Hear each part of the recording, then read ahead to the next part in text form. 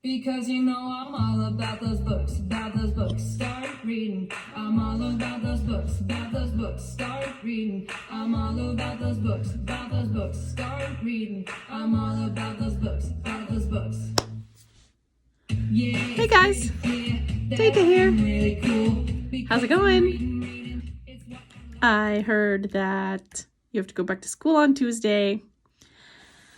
Did you do the math from yesterday's chapter?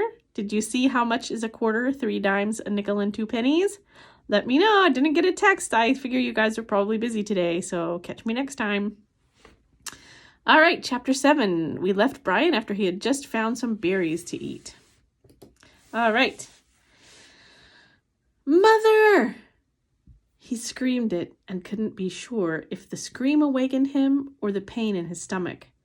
His whole abdomen was torn with great rolling jolts of pain that doubled him in the darkness of the little shelter, put him over and face down in the sand to moan again and again, "Mother, Mother." Never anything like this. Never. It was as if all the berries, all the pits had exploded in the center of him, ripped and tore at him. He crawled out the doorway and was sick in the sand. Then crawled still further and was sick again, vomiting and with terrible diarrhea for over an hour. For over a year, he thought, until he was at last empty and drained of all strength. Then he crawled back into the shelter and fell again into the sand, but couldn't sleep at first, could do nothing except lie there. Then, awake. For a second, perhaps 2, he didn't know where he was. He was still in his sleep somewhere. Then he saw the sun streaming in the open doorway of the shelter and heard the close, vicious whine of the mosquitoes, and knew.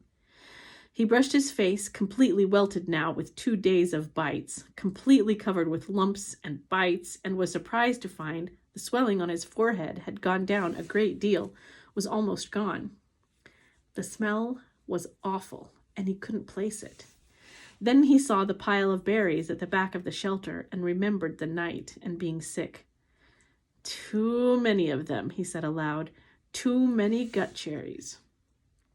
He crawled out of the shelter and found where he'd messed the sand.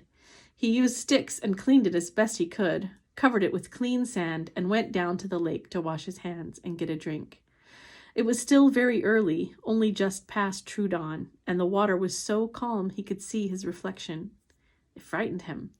The face was cut and bleeding, swollen and lumpy, the hair all matted, and on his forehead a cut had healed but left the hair stuck with blood and scab. His eyes were slits in the bites, and he was, somehow, covered with dirt. He slapped the water with his hand to destroy the mirror. Ugly, he thought. Very, very ugly. And he was, at that moment, almost overcome with self-pity. He was dirty and starving and bitten and hurt and lonely and ugly and afraid and so completely miserable that it was like being in a pit, a dark, deep pit with no way out. He sat back on the bank and fought crying, then let it come and cried for perhaps 3-4 minutes, long tears, self-pity tears, wasted tears. He stood, went back to the water, and took small drinks. As soon as the cold water hit his stomach, he felt the hunger sharpen, as it had before, and he stood and held his and held his abdomen until the hunger cramps receded. He had to eat. He was weak with it again, down with the hunger, and he had to eat. Back at the shelter, the berries lay in a pile where he had dumped them when he grabbed his windbreaker. Gut cherries, he called them in his mind now, and he thought of eating some of them. Not such a crazy amount as he had, which he felt brought on the sickness in the night, but just enough to stave off the hunger a bit. He crawled into the shelter. Some flies were on the berries, and he brushed them off. He selected only the berries that were solidly ripe, not the light red ones, but the berries that were dark maroon red to black and swollen with ripeness. When he had a small handful of them, he went back down to the lake and washed them in the water. Small fish scattered away when he splashed the water up, and he wished he had a fishing line and a hook. Then he ate the berries carefully, spitting out the pits. They were still tart, but had a sweetness to them, although they seemed to make his lips a bit numb. When he finished, he was still hungry, but the edge was gone, and his legs didn't feel as weak as they had. He went back to the shelter. It took him half an hour to go through the rest of the berries and sort them, putting all the fully ripe ones in a pile on some leaves, the rest in another pile. When he was done, he covered the 2 piles with grass he tore from the lake shore to keep the flies off, and went back outside. They were awful those gut cherries, he thought. But there was food there, food of some kind, and he could eat a bit more later tonight if he had to. For now, he had a full day ahead of him. He looked at the sky through the trees and saw that while there were clouds, they were scattered and didn't seem to hold rain. There was a light breeze that seemed to keep the mosquitoes down, and he thought, looking up along the lake shore, if one kind of berry, there should be other kinds, sweeter kinds. If he kept the lake in sight, as he had done yesterday, he should be all right, should be able to find home again. And it stopped him. He had actually thought it that time. Home. 3 days. No, 2? Or was it 3? Yes, this was the 3rd day, and he had thought of the shelter as home. He turned and looked at it, studied the crude work. The brush made a fair wall, not weather tight, but it cut most of the wind off. He hadn't done so badly at that. Maybe it wasn't much, but also maybe it was all he had for a home. All right, he thought, so I'll call it home. He turned back and set off up the side of the lake, heading for the gut cherry bushes, his windbreaker bag in his hand. Things were bad, he thought, but maybe not that bad. Maybe he could find some better berries.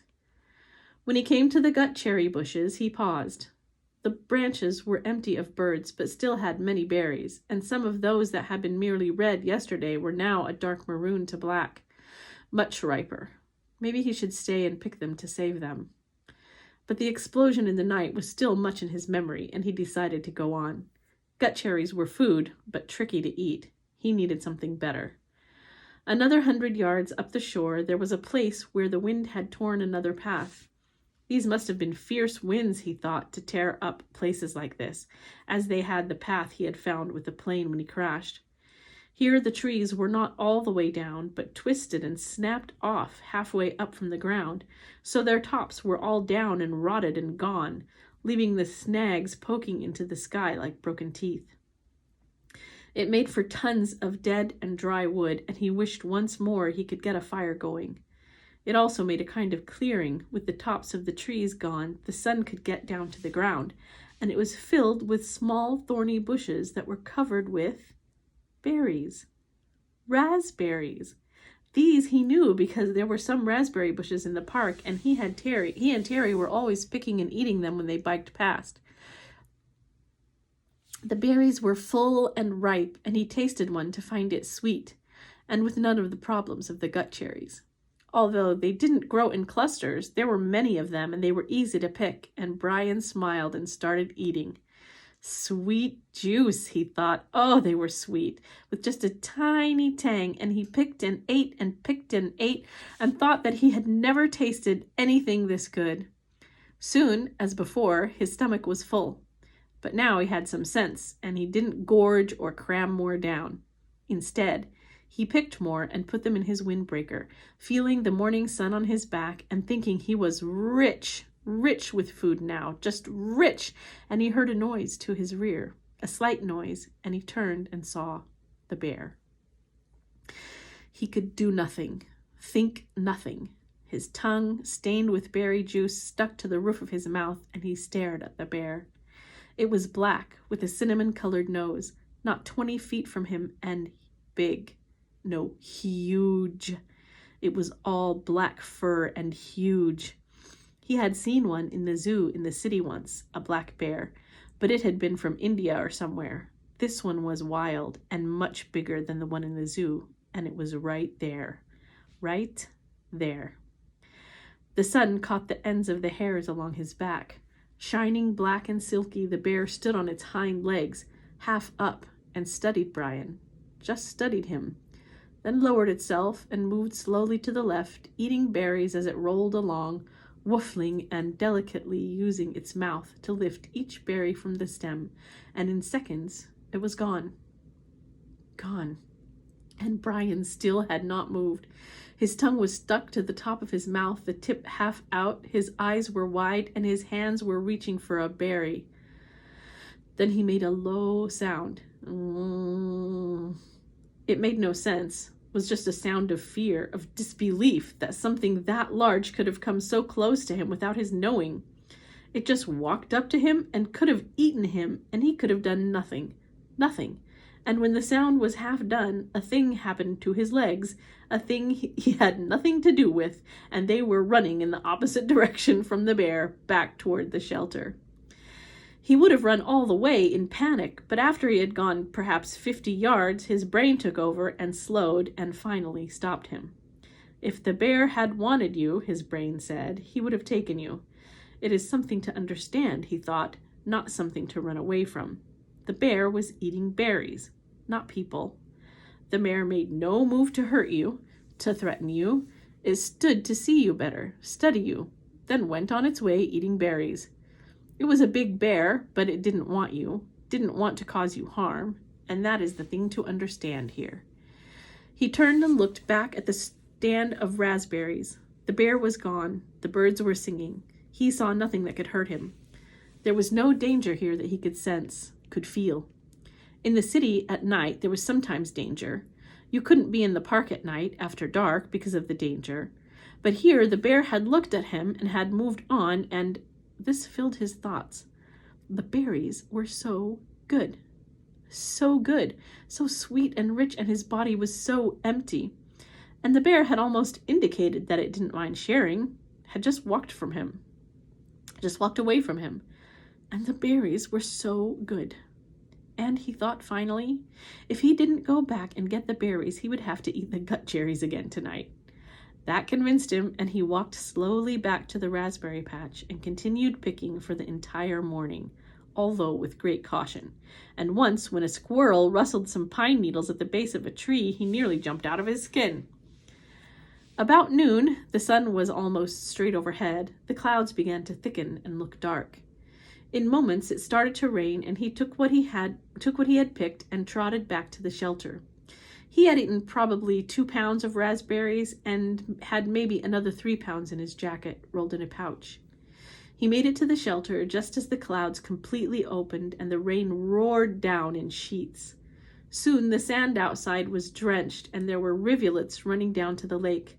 But inside he was dry and snug. He started to put the picked berries back in the sorted pile with the gut cherries, but noticed that the raspberries were seeping through the jacket. They were much softer than the gut cherries and apparently were being crushed a bit with their own weight. When he held the jacket up and looked beneath it, he saw a stream of red liquid. He put his finger in it and found it to be sweet and tangy, like pop without the fizz, and he grinned and lay back on the sand, holding the bag up over his face and letting the seepage drip inside his mouth.